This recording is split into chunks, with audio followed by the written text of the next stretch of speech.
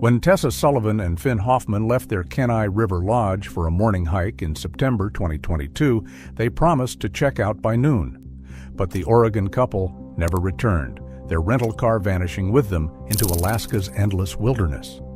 9 months later, a ranger investigating a massive bear bait pile uncovered evidence that proved something unthinkable had happened to them, turning what seemed like a tragic hiking accident into one of Alaska's most disturbing crimes.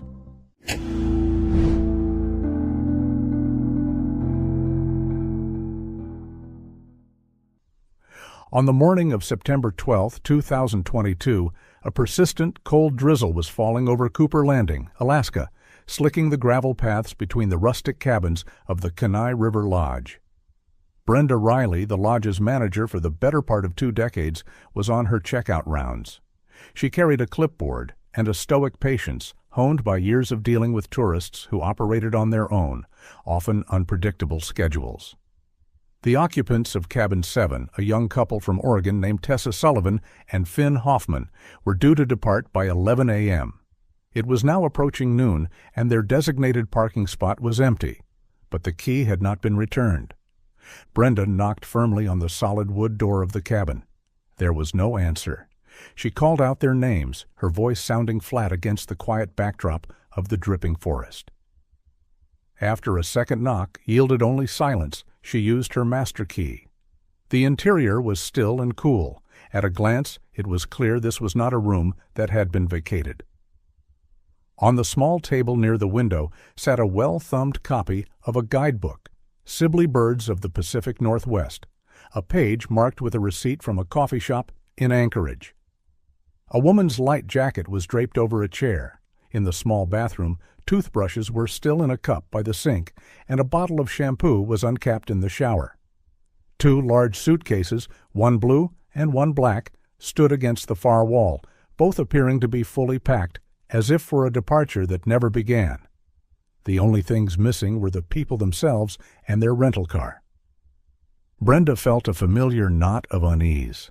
It wasn't uncommon for guests to lose track of time on a final morning hike, but leaving all their luggage behind was deeply irregular.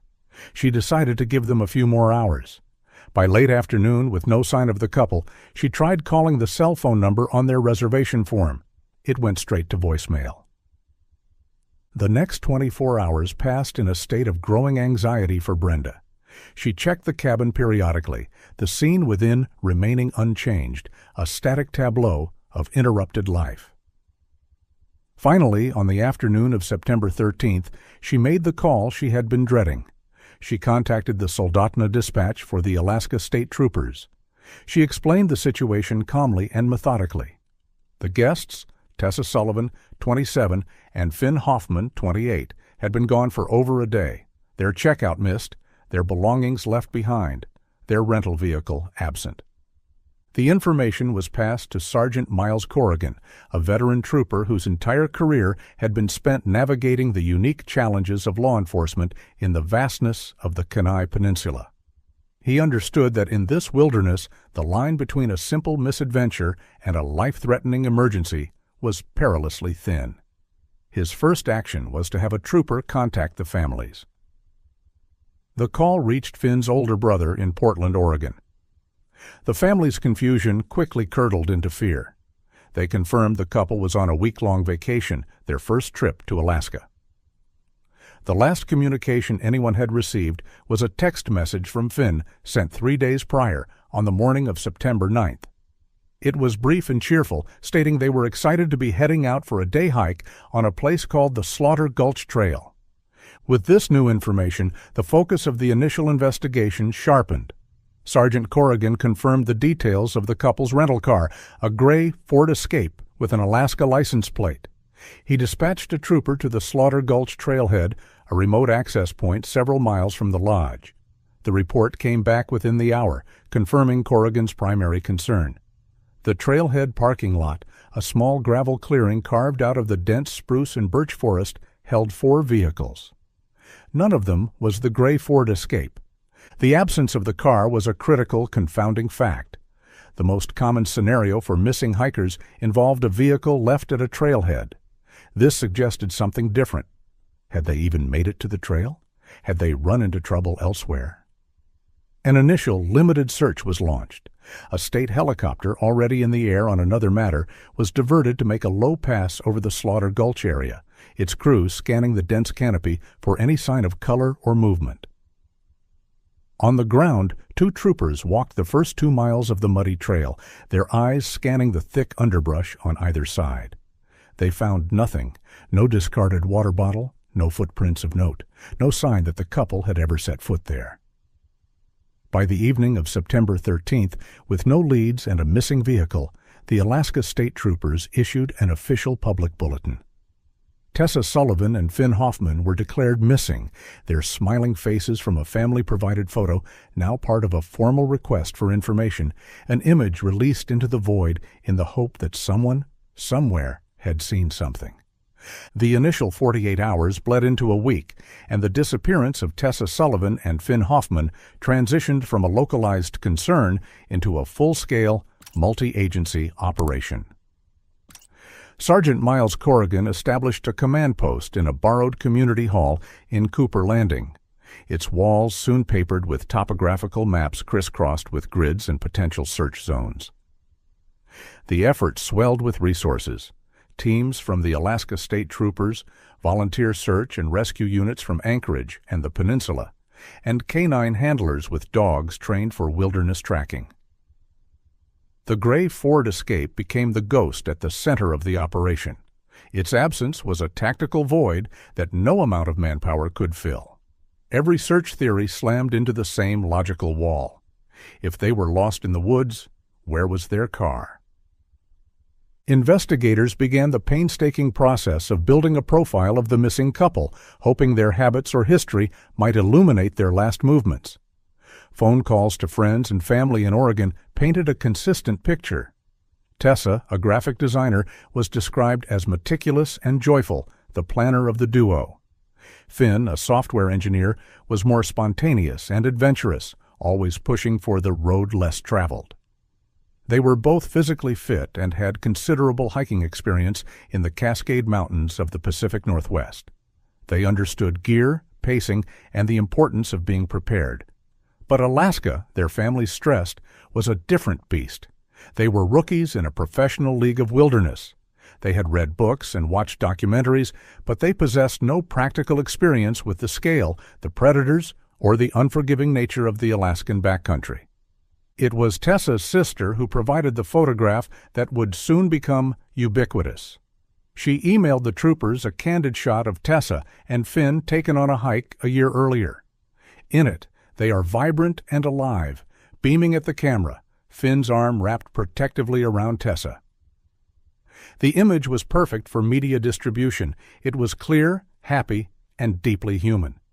It put a face to the names, transforming them from a statistic into a couple anyone could know, a son and daughter, a brother and sister. The photo ran on Anchorage news channels and was shared across social media, accompanied by pleas for any information about the couple or their missing gray Ford Escape. At the command post, Corrigan and his team wrestled with diverging possibilities. The first and most benign theory was that the couple had simply changed their minds. Perhaps the Slaughter Gulch Trail seemed too crowded or unappealing, so they drove on, seeking a more secluded spot. They could have taken one of the countless unmarked logging roads or spur trails that splinter off the main highway, their car now broken down or stuck in a place no one would think to look. This scenario, however, didn't account for their failure to contact anyone or check out of their lodge. The second theory was more sinister: a criminal encounter. A carjacking on a remote stretch of road, a chance meeting with the wrong person. This would explain the missing vehicle, but such violent random crime was relatively rare in the area. Still, it couldn't be dismissed. The search itself was a brutal, frustrating slog. The Alaskan autumn was closing in with grim finality. The initial days of crisp air gave way to a persistent, bone-chilling rain that saturated the ground and turned gentle slopes into slick mudslides. Searchers moved through dense thickets of alder and devil's club, their progress measured in feet per hour, their shouts of "Tessa! Finn!" absorbed by the wet, heavy foliage. The dogs, effective in open terrain, struggled in the dense, scent-saturated environment, their handlers growing increasingly frustrated. Every potential clue, a broken branch, a scuff mark on a rock, was scrutinized, but none led anywhere definitive. The vastness of the landscape was demoralizing. A helicopter could fly for an hour and see nothing but an uninterrupted sea of green and brown, a wilderness that could swallow two people without a trace. Then, on the 8th day of the search, a flicker of hope. A call came in from a small isolated gas station and diner about 60 miles south of Cooper Landing. The attendant, an elderly man named Walter, was adamant. He had seen the couple in the news photo. He told the trooper on the phone that a young man with a mustache and a dark-haired woman had come in a few days before the news broke. He remembered them because they seemed a little lost, asking about the best way to get to the coast via back roads. He said they bought 2 coffees and a paper map of the Kenai Peninsula. He was almost certain they were driving a gray SUV, maybe a Ford.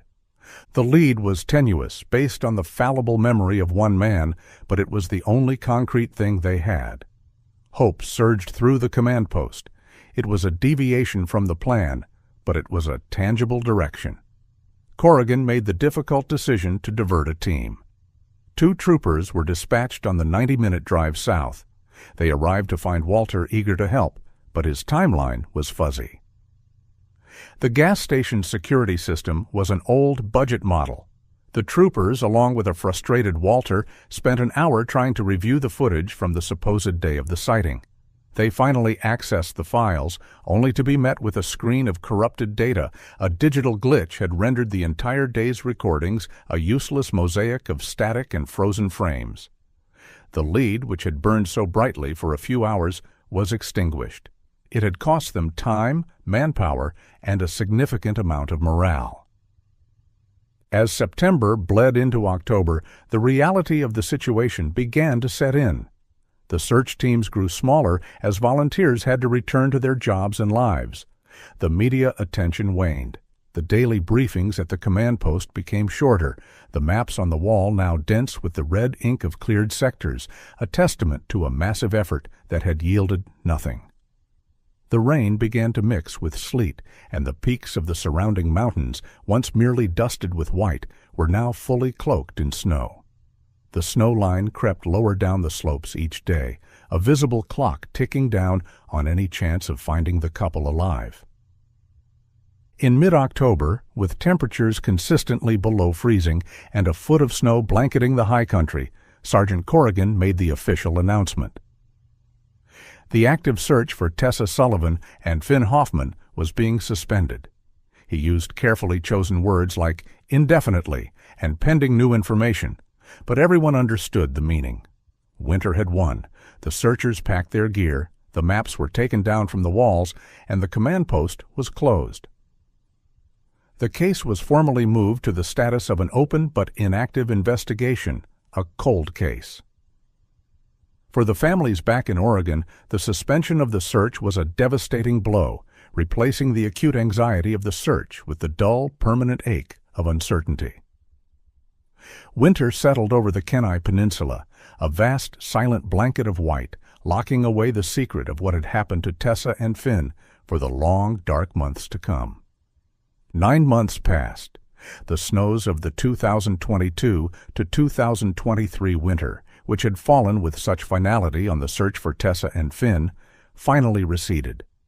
The Alaskan landscape underwent its violent, explosive transformation from white to green. Rivers swelled with meltwater, the dormant ground softened into mud, and the air grew thick with the drone of mosquitoes and the scent of damp earth and budding cottonwoods. The case of the missing couple had settled into the cold, quiet archives of the Alaska State Troopers, a file marked by frustrating questions and a complete lack of answers. On June 5, 2023, Alaska Park Ranger Elias Vance was navigating his patrol truck down a deeply rutted service road in a remote sector of the Kenai National Wildlife Refuge. Vance, a man in his late 40s with a face weathered by years of sun and wind, operated with a quiet, observant efficiency. His job was a mix of conservation, enforcement, and public safety, and he knew this sprawling territory intimately. His task for the day was routine but necessary, a preliminary check on several registered bear baiting stations before the main black bear season opened. Baiting, while legal with a permit, was strictly regulated, and Vance's patrol was meant to ensure stations were properly marked and not being used prematurely. He parked his truck where the road became impassable and continued on foot, following a faint game trail that wound deeper into the dense spruce forest. The air was cool and still under the heavy canopy, the silence broken only by the chatter of a squirrel and the distant cry of a raven. He was heading for a station designated KB-117, a site known for its isolation. It was one of those spots that tended to attract problems, poachers or legal hunters who bent the rules, assuming no one would make the long trek out to check on them. As he drew within 100 yards of the station's coordinates, the first thing that struck him was the smell. It wasn't the usual scent of the forest. It was a cloying, sickly sweetness mixed with a musty, fermenting odor, like a bakery dumpster left in the sun. It was strong enough to wrinkle his nose. His first thought was that a hunter had used improper bait, rotting fish or meat were forbidden, or had simply dumped a far larger quantity than was allowed. He slowed his pace, his senses on high alert. He broke through a final screen of young spruce trees, and the scene opened into a small, mossy clearing. What he saw made him stop dead. The sheer scale of the bait pile was absurd. A large, industrial-sized blue plastic barrel lay on its side, and from its mouth spilled a mountain of decomposing pastries. There were hundreds, maybe thousands of them, glazed donuts, bear claws, and what looked like jelly-filled pastries, all now a sodden, moldering mass. Intermixed with this was a river of feed corn spreading out across the mossy ground. A thick, shimmering cloud of flies and wasps swarmed over the pile, their buzzing an aggressive, constant hum. The scene was not just a violation of regulations, it was bizarre, a grotesque display of excess. Vance's training took over. He unclipped the canister of bear spray from his belt, holding it ready. A bait pile this large was a powerful attractant. He scanned the tree line, listening intently for any sound of a large animal. Nothing. He took a slow, deliberate circle around the clearing, his boots sinking slightly into the soft ground. His gaze kept returning to the barrel. It looked out of place, its bright blue color an alien intrusion in the palette of greens and browns. It was then that the smell registered on a different level. Underneath the sweet rot of the sugar and the fermentation of the corn, there was another note. It was a faint, acrid undertone, something vaguely chemical, but also organic. It was the smell of decay, but not of food. He'd smelled it before, on animals that had been dead for some time. He thought perhaps a bear or moose had died nearby, its scent masked by the overwhelming bait. He approached the barrel cautiously from the side, his eyes fixed on the dark opening. The swarm of flies was thickest there. He held his breath against the stench and peered in. For a moment, his brain struggled to process the jumble of shapes and textures. He saw the pulpy mass of pastries, the pale yellow of the corn, and then he saw something else, something that did not belong. Protruding from the muck, pointing almost straight up, were the soles of two black hiking boots. They were caked in grime, but the distinctive tread pattern was unmistakable. They were attached to what were clearly legs, clad in dark, mud-stained hiking pants. The rest of the body was submerged in the foul slurry inside the barrel. Vance felt a jolt of ice in his stomach. He physically recoiled, taking 2 quick steps back, his heart pounding against his ribs. He forced himself to take a slow, steadying breath, the foul air catching in his throat. He was no longer a ranger checking a bait station. He was the first officer at a crime scene. His training kicked in, a series of protocols that overrode the shock. Do not touch anything. Preserve the scene. Get on the radio. He backed away carefully, watching where he stepped, moving to the edge of the clearing where he had entered. He unclipped the radio from his shoulder strap, his hand trembling slightly as he keyed the microphone. He kept his voice as level as he could, but the strain was evident. He identified himself and his location, requesting immediate assistance from the Alaska State Troopers. He reported a suspected 1054, a dead body. He specified the circumstances, describing the bait station and the concealment, his words clipped and precise. The dispatcher's voice came back, calm and professional, confirming the message and informing him that units were en route. The nearest trooper was 40 minutes away. Vance's wait was the longest 40 minutes of his life. He stood at the edge of the clearing, a silent sentinel, his gaze fixed on the blue barrel. The forest, which had felt like his sanctuary moments before, now seemed menacing, its shadows deeper, its silence heavier. The buzzing of the flies was the only sound, a sickening soundtrack to his discovery. When Sergeant Miles Corrigan arrived, he found Vance pale but composed. The area had been secured with yellow tape, a stark artificial boundary against the wilderness.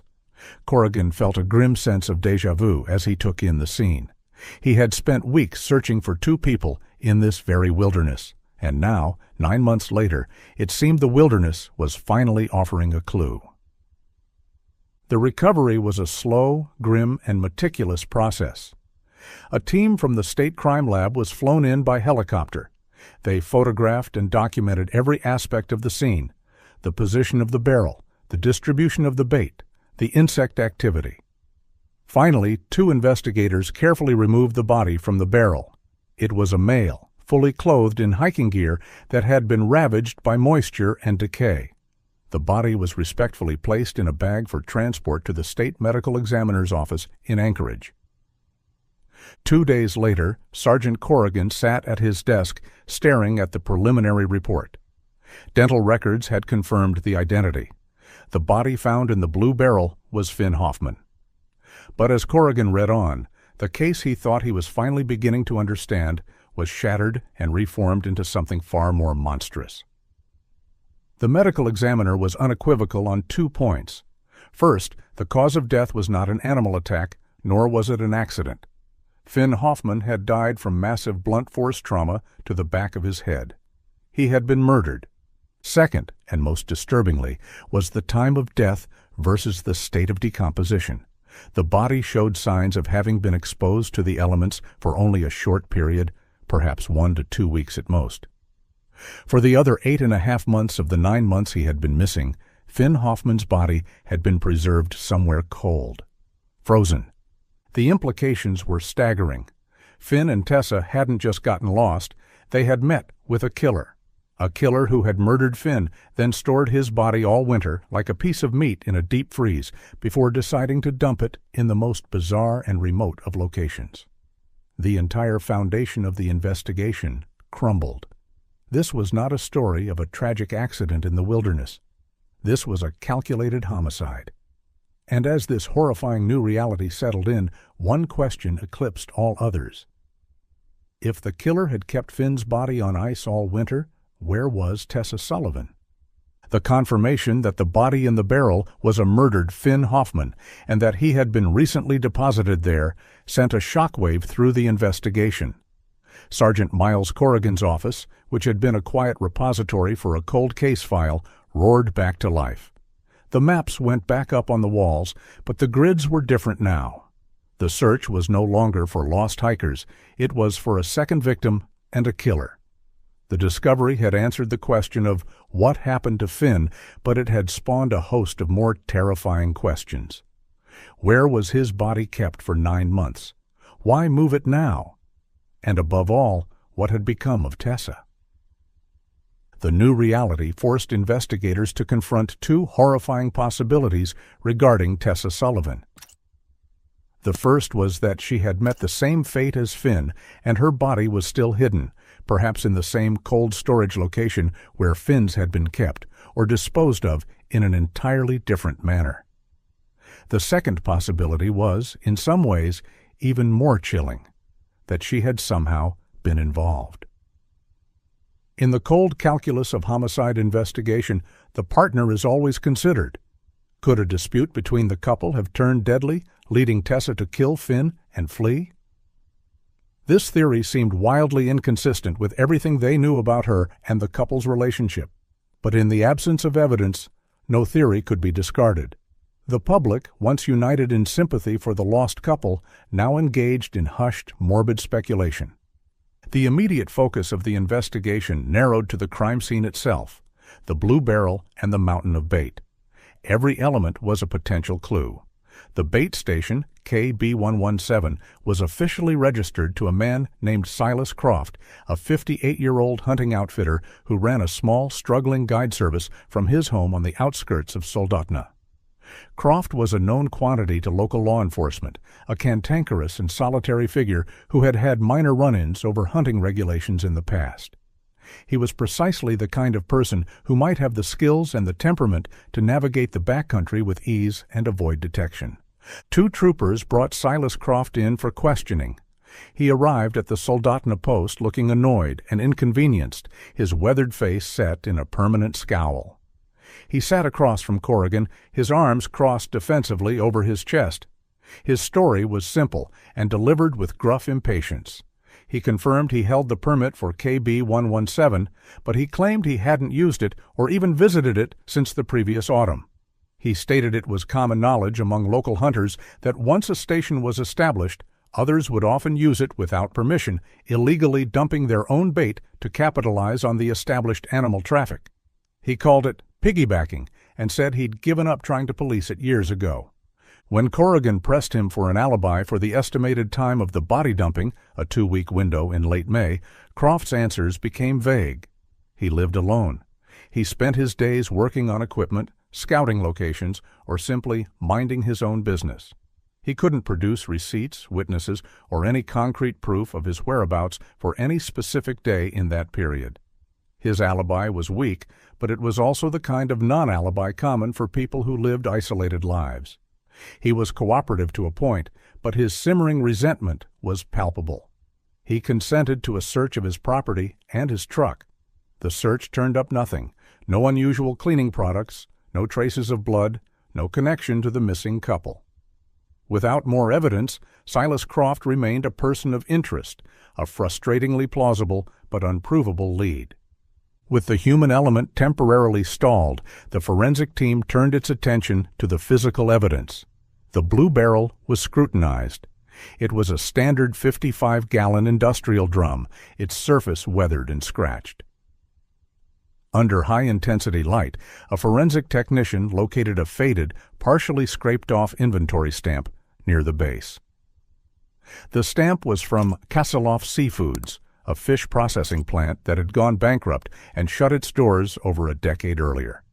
It was a sliver of a lead, a connection to the past that might have no relevance, but it was logged and filed. The bait itself underwent an almost microscopic examination. Most of it was generic feed corn, impossible to trace. But the pastries were another matter. While most were common, mass-produced donuts, one type stood out, a raspberry-filled, sugar-dusted square pastry. The crime lab determined it was manufactured by a specific commercial bakery in Anchorage. This was a significant breakthrough. Corrigan assigned 2 of his best investigators to the painstaking task of tracing the pastry's distribution network. The work was a grind. The investigators started at the bakery, obtaining a master list of every distributor that carried their products. From there, they began cross-referencing that list with businesses on the Kenai Peninsula. They spent days on the phone and driving to grocery stores, gas stations, and convenience marts from Kenai to Homer. They were looking for a specific intersection, a retailer who sold that particular brand of raspberry-filled donut and who might have sold a massive quantity, or had a massive quantity stolen, in the weeks leading up to the discovery. It was a search for a needle in a regional haystack. Most store managers were helpful, but had no memory of such a specific large transaction. Many stores didn't even carry that particular item. The lead, which had seemed so promising, was dissolving into a logistical quagmire, a series of dead ends and shrugs from overworked retail employees. The investigation was awash in bizarre details, a defunct fish plant, a specific type of donut, but none of it was coalescing into a coherent picture of the killer. The only thing they knew for sure was that Finn Hoffman had been murdered, and Tessa Sullivan was still missing. While the forensic investigation into the bait and barrel crawled forward, the Alaskan summer reached its peak. The long days, with nearly 20 hours of sunlight, meant the wilderness was more accessible than it had been at any point since Tessa and Finn disappeared. This accessibility, combined with the renewed media attention on the case, led to an increase in public vigilance. People who had dismissed old memories were now re-examining them. It was this heightened awareness that would ultimately break the case open, not from a laboratory, but from the cold, clear water of a remote lake. On July 10, 2023, two brothers, avid fishermen from Anchorage, were spending a long weekend exploring the backcountry of the Kenai Peninsula. They had chosen to fish Tustumena Lake, a massive body of water fed by a glacier, known for its trophy-sized lake trout and its notoriously unpredictable, wind-whipped conditions. To avoid the more popular boat launches, they had driven their truck down a series of rough, poorly maintained logging roads to access a secluded cove on the lake's southern shore, a spot they had found on a satellite map. As they prepared their small aluminum boat near the water's edge, one of the brothers, casting his gaze out over the placid water, noticed something odd. About 30 yards from shore, in a patch of water that was perhaps 15 feet deep, he saw a glint of metal. The lake was exceptionally clear that day, the low angle of the morning sun penetrating deep into the water. He pointed it out to his brother. At first, they thought it was just a large piece of scrap, perhaps an old engine block or part of a wrecked snowmobile from the winter. But as they stared, the shape began to resolve itself. It was smooth, boxy, and unnaturally uniform. It looked like the roof of a vehicle. A cold dread settled over them. They knew about the missing couple from the news. They knew a gray SUV had been missing for almost a year. With trembling hands, one of the brothers used his phone to call 911, his voice strained as he tried to explain their location, a place with no formal address, just a series of turns off an unmarked road. The call was routed to the state trooper post in Soldotna. Sergeant Corrigan felt a surge of adrenaline as the details came in. The location was miles from any paved road, a place no one would ever go by accident. It was more than 50 miles by road from the Slaughter Gulch Trail, where the couple had supposedly been heading, and a difficult 30-mile cross-country trek from the bait station where Finn's body was found. The locations formed a strange, illogical triangle on the map. Getting a recovery team to the site was a logistical challenge. A specialized dive team from Anchorage was mobilized. They arrived late that afternoon, the remote cove now cordoned off and buzzing with the quiet efficiency of a major crime scene. The two divers slipped into the frigid, glacier-fed water. The visibility was excellent. Their helmet-mounted cameras relayed a clear, ghostly image back to a monitor on the shore. It was a vehicle, a mid-sized SUV, resting upright on the lakebed as if it had been gently placed there. As one of the divers wiped a year's worth of algae and silt from the rear license plate, the numbers came into view, confirming what everyone suspected. It was the gray Ford Escape rented by Finn Hoffman and Tessa Sullivan. The recovery was a slow, delicate operation that stretched into the next day. An industrial tow truck with a long-reach crane was carefully maneuvered down the logging road. Divers attached heavy-duty straps to the vehicle's frame. With a groan of straining metal and churning water, the Ford Escape was slowly winched from the lake. It emerged dripping, covered in weeds and slime, a metal coffin that had held its secrets for 10 months. The vehicle was transported on a flatbed truck to a secure evidence garage in Soldotna. The interior was a wreck of waterlogged upholstery and decaying material. It seemed unlikely that anything of value could be salvaged, but investigators knew the most critical piece of evidence might be protected within the dashboard. The car was equipped with a factory-installed GPS navigation system. While the screen was dead, the unit's internal memory was housed in a sealed module. The entire unit was carefully extracted and flown to the state's digital forensics lab. Days later, the call came. The lab technicians had managed to bypass the water damage and extract fragmented data from the GPS unit's solid-state memory. It was a partial travel log from the last day the system was active, September 9, 2022. The data told a story that completely contradicted the couple's stated plans. At no point on that day did the vehicle travel towards the Slaughter Gulch Trail. Instead, the GPS log showed a route turning off the main highway and onto the very network of logging roads that led to Tustumena Lake. The final recorded data points, a series of pings from the system trying to acquire a satellite signal, placed the vehicle directly at the edge of the remote cove where it was discovered. They had driven themselves to the place where their car was scuttled. This was the key Corrigan had been missing. He pulled up the property ownership maps for the area surrounding the cove. The GPS data showed the Ford Escape's last position was at the very boundary of a large, privately owned tract of land. The parcel was over 100 acres of dense, undeveloped forest. Corrigan ran the owner's name, Alistair Finch. The name meant nothing to him. On a hunch, he pulled the old, seemingly irrelevant file on the Castleoff Seafood's bankruptcy. He cross-referenced the list of individuals and companies who had purchased surplus equipment at the liquidation auction over a decade ago. His finger ran down the list of buyers. And there it was. Alistair Finch had purchased 3 pallets of miscellaneous equipment, a lot that included, according to the auction manifest, assorted plastic drums, barrels. The 2 disparate threads, the barrel from the woods and the car from the lake, had just been tied together, pointing to one man and one piece of land. The name Alistair Finch was an unknown quantity, a ghost in the system. Sergeant Corrigan began to dig, pulling together the disparate threads of public records to build a picture of the man who owned the land where all the evidence now pointed. Finch was 68 years old. He had no criminal record in Alaska, nor any significant history in the lower 48. He had purchased the 120-acre parcel of land near Tustumena Lake 20 years prior, paying cash. Property tax records were his only consistent footprint. He had no active hunting or fishing licenses. He seemed to live completely off the grid, a modern-day hermit. Corrigan dispatched a trooper to make a discreet inquiry in the nearest small town, a place where local knowledge often filled the gaps in official records. The trooper spoke with the postmaster and the owner of the general store. The picture that emerged was consistent. Alistair Finch was known, but not known well.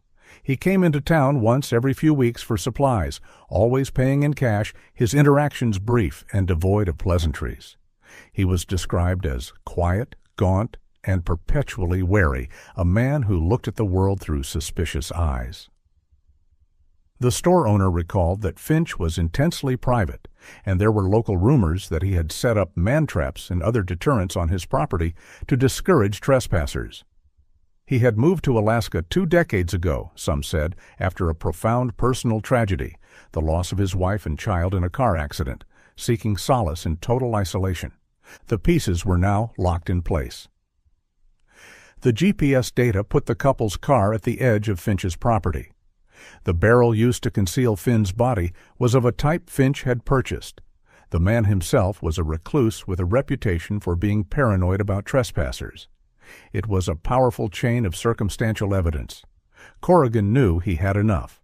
He spent a day compiling the affidavit, laying out every piece of the investigation, from the discovery of Finn's body to the GPS logs to the auction manifest from the defunct fish plant.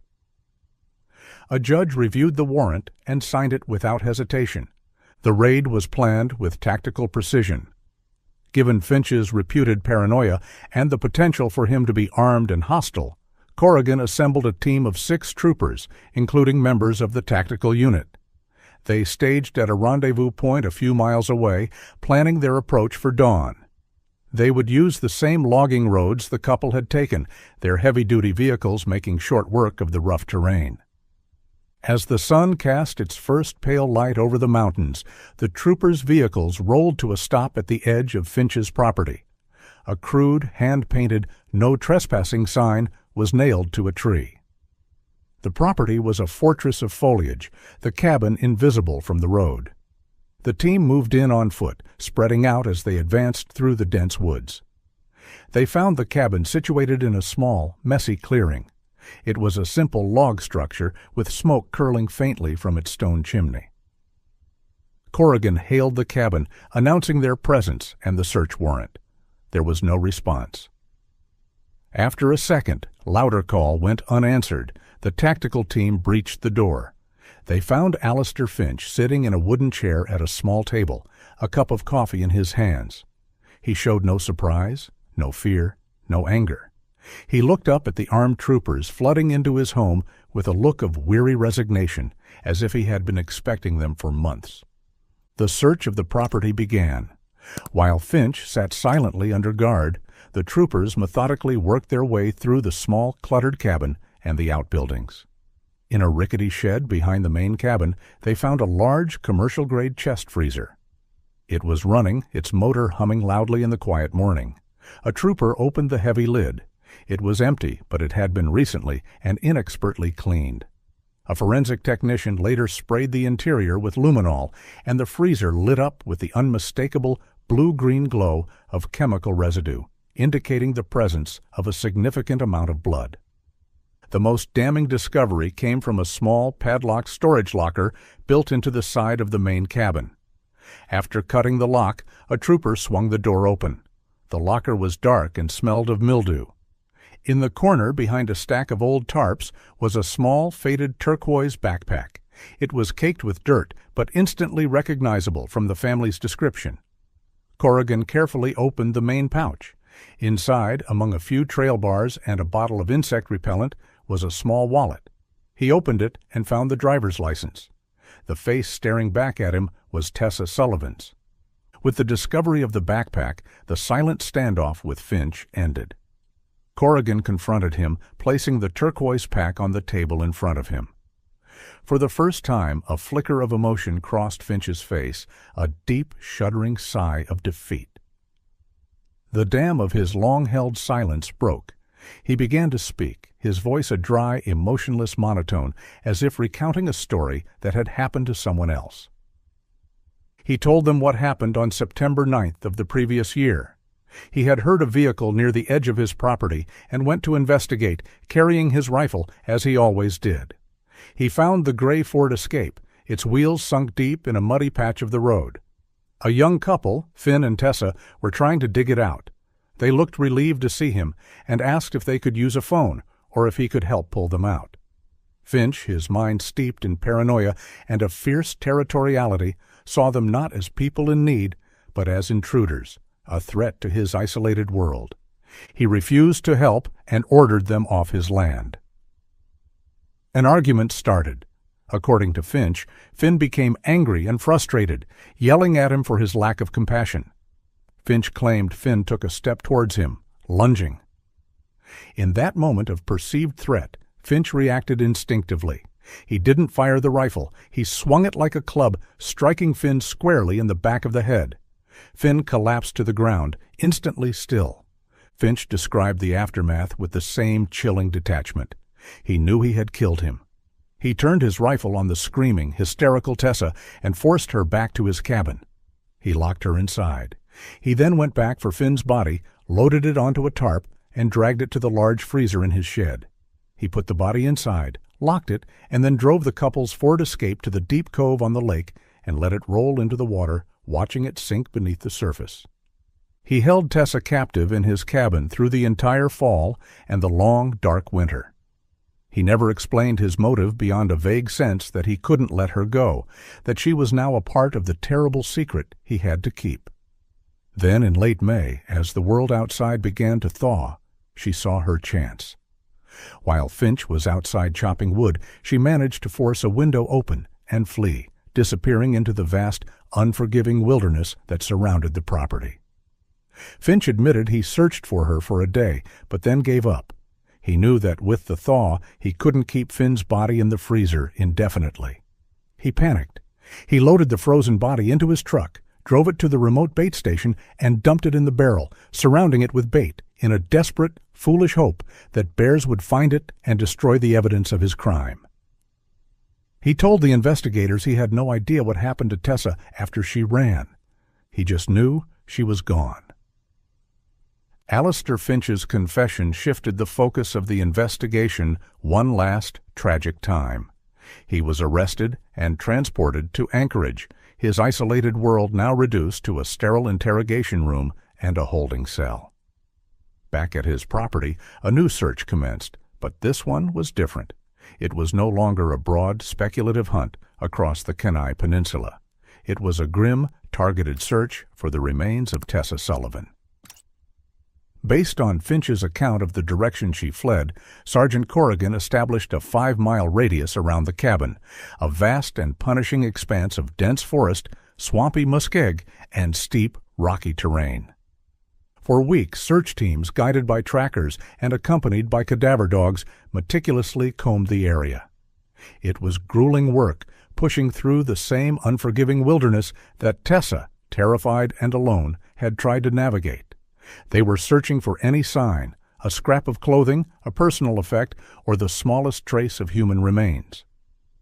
The hope of finding her alive had long since vanished.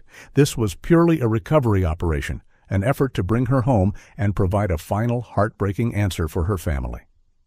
In early August, nearly a year after she disappeared, a search team working a steep, thickly wooded ravine about 4 miles northeast of Finch's cabin found it. One of the dogs gave a strong alert near a large, fallen spruce tree. Tucked underneath the massive roots, the searchers found a crude, makeshift shelter constructed of broken branches and packed moss. And inside, they found what was left of Tessa Sullivan. The skeletal remains were identified through dental records. An examination by the medical examiner and a forensic anthropologist told the final chapter of her story.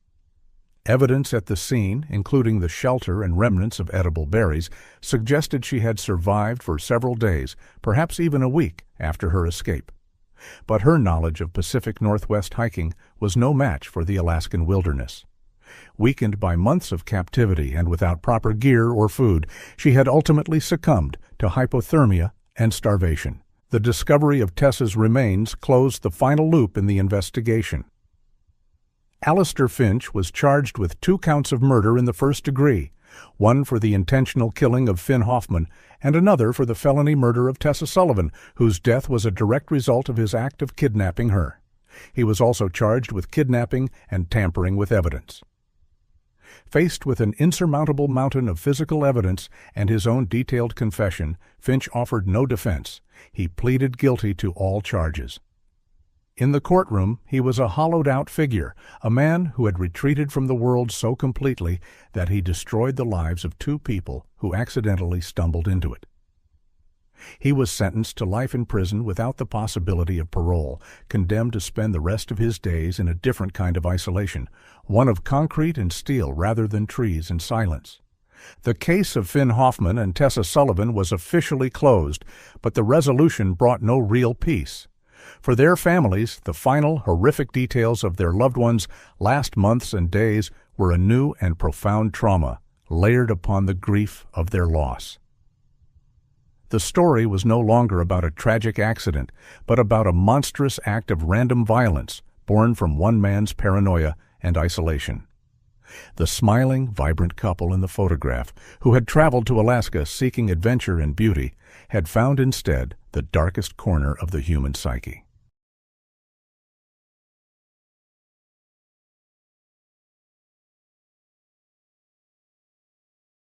And that wraps up today's story.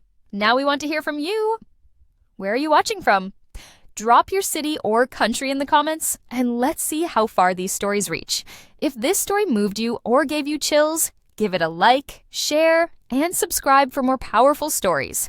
One last thing, rate the story from 1 to 10 in the comments. Your feedback helps us bring you even better ones next time. Thanks for watching. We appreciate you being part of this storytelling journey.